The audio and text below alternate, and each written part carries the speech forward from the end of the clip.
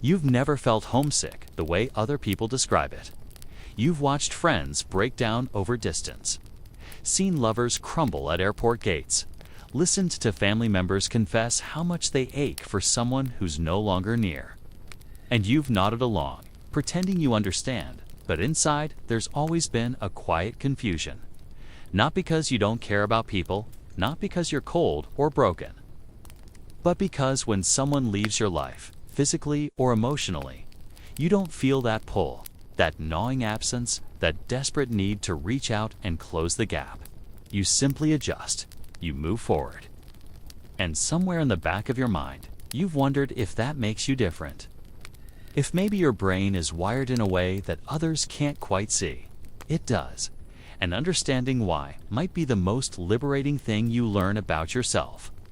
The experience of missing someone is not universal in the way we've been taught to believe. We grow up surrounded by stories that romanticize longing, that treat separation as inherently painful, that suggest love and connection are measured by how much we ache in someone's absence. But for some people, the neural architecture that creates that ache simply doesn't fire the same way. And this isn't a deficit. It's a different blueprint entirely. When most people miss someone, what's actually happening in their brain is a complex dance between memory systems, attachment patterns, and reward circuitry.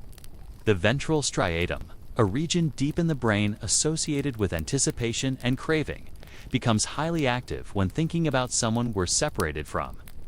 It's the same area that lights up during substance withdrawal or when we're hungry and thinking about food. For many people, the absence of someone they're bonded to triggers a genuine neurological craving. Their brain searching for the dopamine hit that person's presence provides. And when it can't find it, the system floods with a kind of cognitive hunger. This is what missing someone feels like from the inside, a biological search function that won't turn off. But if you rarely miss people, your dopamine system likely operates on a different schedule. You're not necessarily producing less dopamine or feeling less reward from human connection.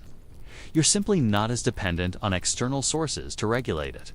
Your baseline state is more self-contained, where others need frequent contact to maintain emotional equilibrium.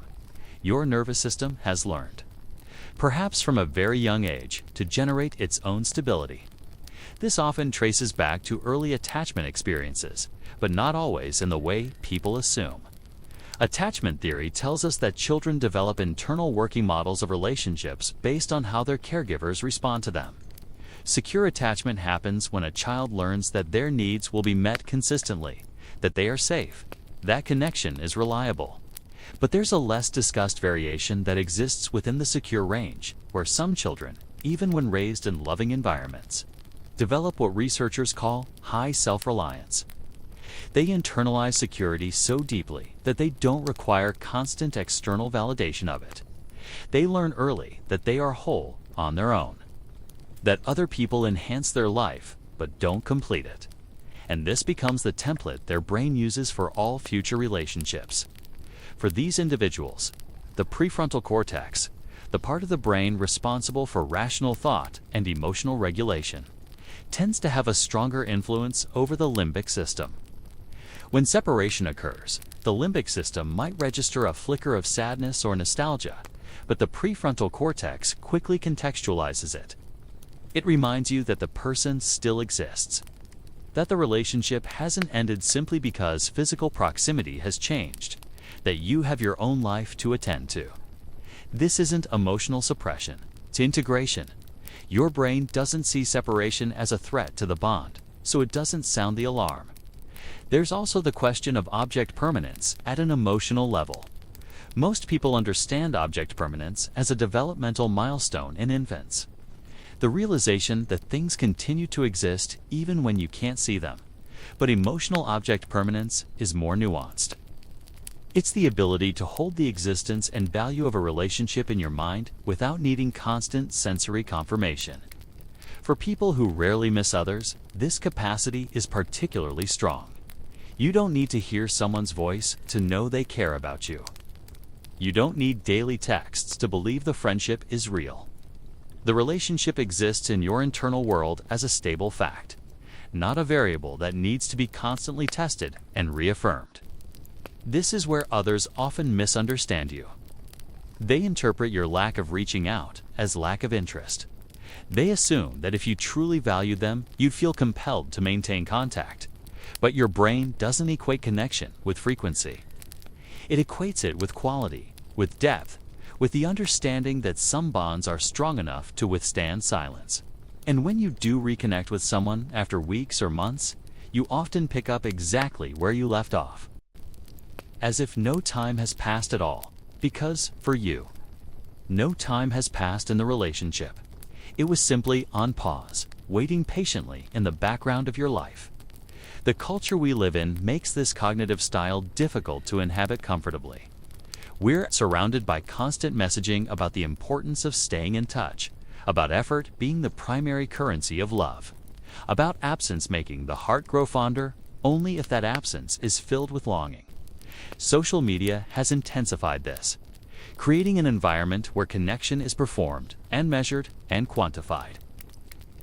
People document their missing, their countdowns, their reunions, and if you don't feel that same urgency, it can start to feel like evidence of your own emotional inadequacy. But what if the opposite is true? What if the ability to not miss people is actually a sign of deep internal security? Of a nervous system that isn't constantly scanning for external validation, of a mind that has made peace with impermanence. In a way that most people spend their entire lives trying to achieve, Buddhist philosophy has long taught that attachment is the root of suffering, that the desperate clinging to people and experiences and moments is what creates pain. You haven't necessarily chosen this path consciously, but your brain has arrived at a version of it organically. You experience connection without clinging, presence without possessiveness, love without the need to hold on so tightly that it hurts when you have to let go.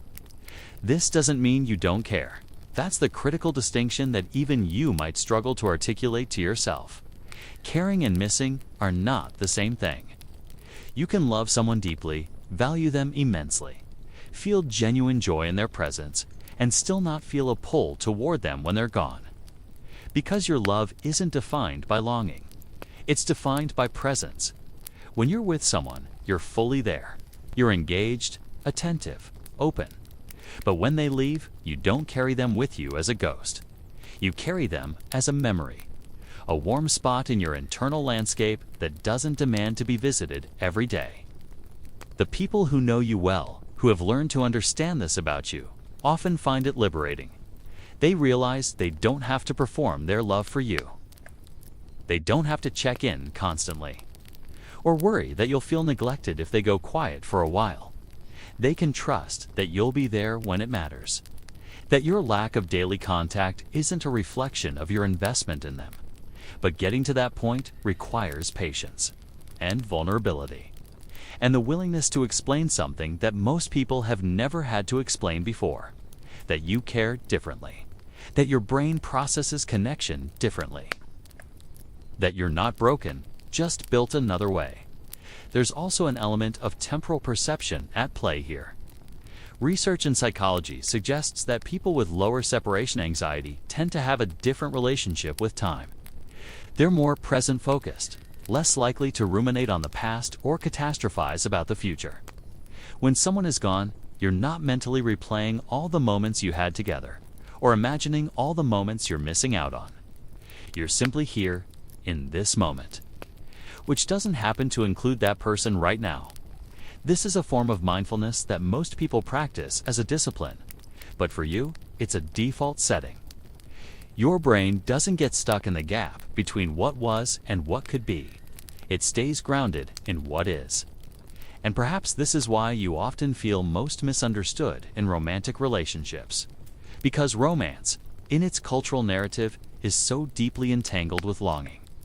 The idea that you should think about your partner constantly, that you should crave their presence, that the time apart should feel like a kind of beautiful torture.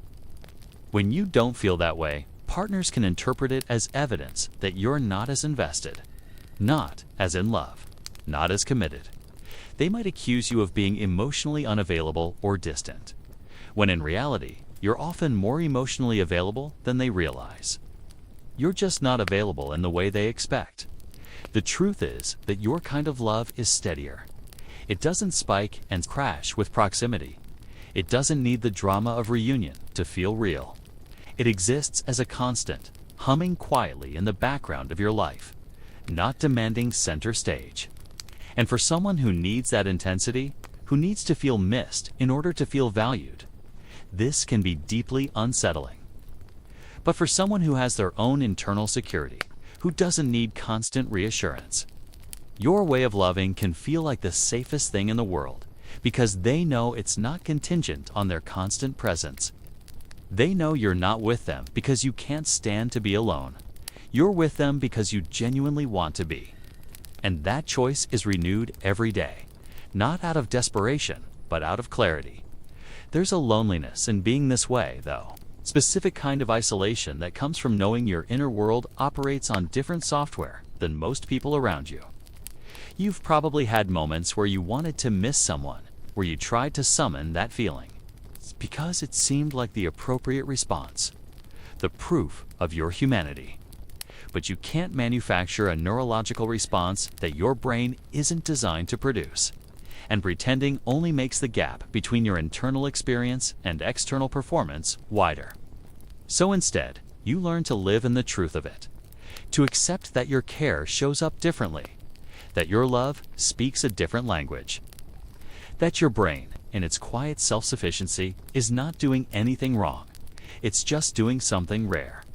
What's fascinating is that this trait often correlates with other cognitive patterns. People who rarely miss others tend to be highly independent thinkers, comfortable with solitude, deeply self-aware.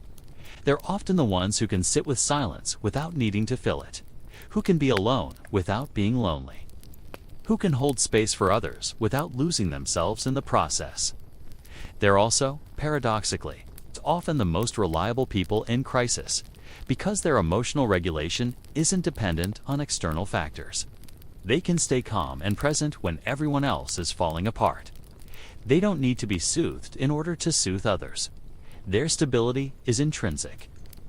But it also means you've probably spent a lot of your life feeling like you're performing emotions you don't actually feel. Pretending to be sadder than you are when saying goodbye, acting more excited than you feel when someone returns. Learning the scripts of missing so that others don't think you're cold, and that performance, over time, creates a strange dissonance. A sense that you're always slightly out of sync with the emotional frequency everyone else seems to be broadcasting on. Not enough to be obvious. Just enough to make you wonder if anyone really knows you. If anyone sees the truth of how your mind works beneath the socially acceptable facade. The answer is that some people do. The ones who pay attention. The ones who notice that you show love through presence, not persistence. Through depth, not frequency. Through the quality of your attention when you're there, not the quantity of your messages when you're not. These are the relationships that last in your life, the ones where you don't have to explain yourself constantly, where your way of being is understood as a feature, not a bug. And once you find even a handful of these connections, the loneliness of being different starts to feel less heavy. Because you realize you're not broken, you're just specific. And there are others out there whose brains work the same quiet way. If you've recognized yourself in these words, if something inside you has uncalibrated slightly and settled into a truer position, know that you're not alone in this experience. There are others moving through the world with this same internal architecture, carrying their connections lightly, loving without clinging, existing in the space between attachment and indifference that most people don't even know is possible. And maybe, if you feel moved too, you could let them know they're not the only ones. A small acknowledgement below, a quiet signal in the vastness, not because you need to, but because sometimes it matters.